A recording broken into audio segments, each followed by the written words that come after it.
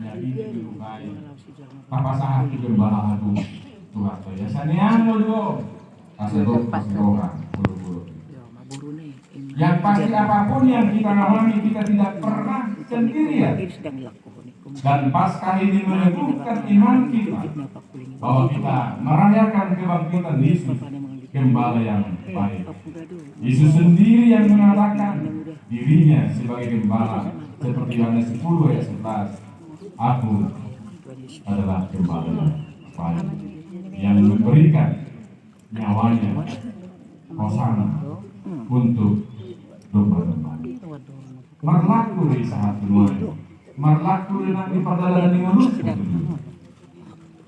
tetapi sebagai orang-orang yang sudah digembalakan oleh Tuhan dalam artian kehidupan kita ini kita jalani karena buah kasih, karena Tuhan gembala kita memberikan yang terbaik, menyediakan segala sesuatu yang kita butuhkan dalam hidup ini. Inilah kekuatan kita untuk Tuhan pakai mengemban tugas kita semua untuk juga menggembalakan.